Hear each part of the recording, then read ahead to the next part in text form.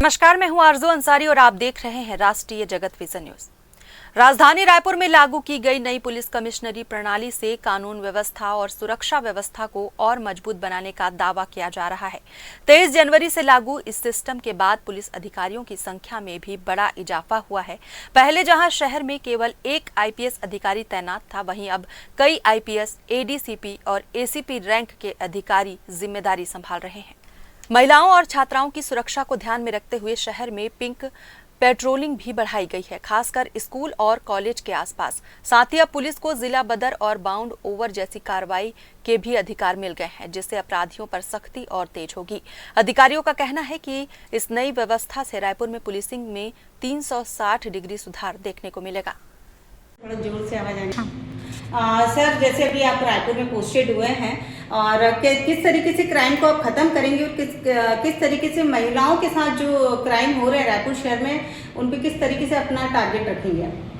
अभी रायपुर में पिछले 23 जनवरी से कमिश्नरी सिस्टम लागू हुई है। इसमें बहुत सारे अधिकारियों की इसमें पदस्थापना की गई है।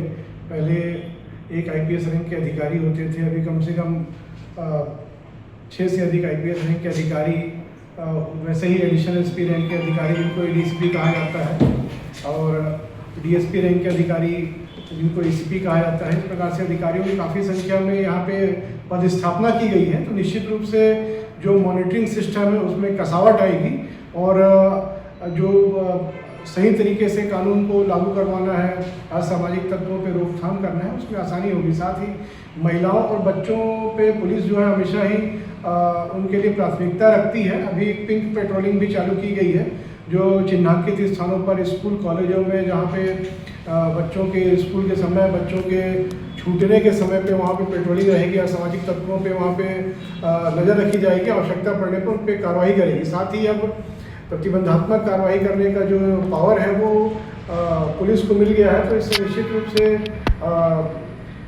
जो गुंडे बदमाश है उन पर लगाम लगाने में आसानी होगी। जिला बदर का अधिकार पुलिस को मिल गया है, तो इससे जो है काफ़ी असामाजिक तत्वों को जो है कंट्रोल किया जा सकेगा और उन पर लगाम लगाया जा सकेगा। इस तरीके से कानून व्यवस्था जो है काफ़ी सुधरेगी। साथ ही आप देखेंगे कि ट्रैफिक में भी काफ़ी अमला आ गया है, तो दिनों दिन जो है ट्रैफिक में भी सुधार आते जा रहा है। पेट्रोलिंग बढ़ा दी गई है और सामाजिक तत्वों के लगातार जांच पड़ताल की जा रही है और जरूरत पड़ने पर उनको प्रतिबंधात्मक धाराओं में जेल में भेजा जा रहा है। सर, कोंडागांव में भी आप रहे हैं, बिलासपुर में भी आप रहे हैं, अब आप रायपुर आ चुके हैं, तो किस तरीके से एक चैलेंजिंग रोल आप समझ रहे हैं कि छोटे शहर से बड़े शहर में किस तरीके का क्राइम बढ़ता है और किस तरीके से हमें उसको फाइट करना पड़ता है पुलिस प्रशासन को?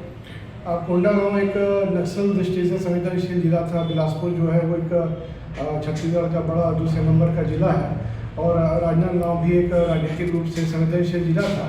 पर अपन जब रायपुर में आते हैं तो रायपुर छत्तीसगढ़ की राजधानी है, तो यहाँ हर पल एक नया चैलेंज रहता है। कभी आप अपराध का सामना कर रहे होते हैं, कभी आप वीआईपी ड्यूटी कर रहे होते हैं, कभी उसी समय धरना प्रदर्शन के माध्यम से आप कानून व्यवस्था की ड्यूटी कर रहे होते हैं। तो एक मल्टीटास्किंग जो है वो एक आपको रहना पड़ता है, ताकि एक ही समय पर आप बहुत सारे काम करने में आप मानसिक रूप से तैयार रहें, शारीरिक रूप से तैयार रहें।